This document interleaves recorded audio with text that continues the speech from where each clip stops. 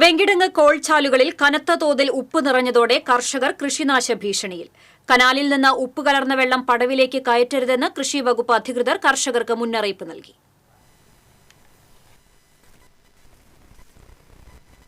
വെള്ളം ലഭിച്ചില്ലെങ്കിലും ഉപ്പ് കലർന്ന വെള്ളം നൽകിയാലും നെൽച്ചെടികൾ കരിഞ്ഞുണങ്ങും. ഇതുമൂലം വെള്ളം ഇനിയും ആവശ്യമുള്ള പടവുകളിലെ കർഷകർ എന്തു ചെയ്യണമെന്നറിയാത്ത അവസ്ഥയിലാണ്. പൊണ്ണമുത കോൾപ്പാടം നടത്തിയ പരിശോധനയിൽ 3.3 ആണ് ഉപ്പിൻ്റെ സാന്ദ്രത. ഇത് 1-ൽ താഴെ മാത്രമേ ആകാവൂ.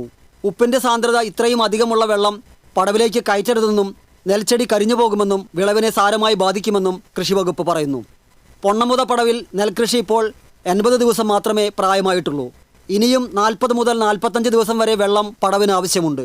എലമുത, പടിഞ്ഞാറെ കരിമ്പാടം, കിഴക്കേ കരിമ്പാടം, മധുക്കര തുടങ്ങി വെങ്കിടങ്ങ്, മുല്ലശ്ശേരി പഞ്ചായത്തുകളിലെ 2000 ഏക്കറിലെ കൃഷിയെ ഇത് ബാധിക്കും.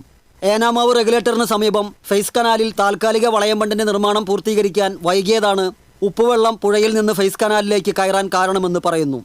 ഫെയ്സ് കനാലിൽ ആവശ്യത്തിന് വെള്ളമുണ്ടെങ്കിലും ഉപയോഗിക്കാൻ കഴിയാത്ത സ്ഥിതിയായതാണ് കർഷകരെ കുടുക്കിയത്. ഫെയ്സ് കനാലിലെ വെള്ളമാണ് പ്രദേശത്തെ കോൾച്ചാലുകളിലെത്തുന്നത്. ചിമ്മണി ഡാമിൽ നിന്ന് ശുദ്ധജലം കനത്ത തോതിൽ ഒഴുക്കിവിട്ടാലേ ഉപ്പിൻ്റെ സാന്ദ്രത കുറയ്ക്കാനാകൂ എന്നതാണ് അവസ്ഥ. ഫെയ്സ് കനാലിൽ ജലനിരപ്പ് ഉയർന്നു നിൽക്കുന്നതിനാൽ ഇനിയും ഡാമിൽ നിന്നുള്ള വെള്ളം എത്തിച്ചേർന്നാൽ കോൾബണ്ടുകളുടെ ബലക്ഷയം അപകട ഭീഷണി ഉയർത്തും. പാടശേഖരങ്ങളിലേക്ക് ഉപ്പുവെള്ളം കയറിയാൽ വിളവ് ഗണ്യമായി കുറയുകയും നെല്ലിന് തൂക്കമില്ലാത്ത അവസ്ഥയുമാകും. കഴിഞ്ഞ സീസണിലും ഇതായിരുന്നു സ്ഥിതി.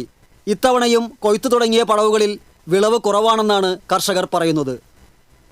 TCV news, Pavaratti.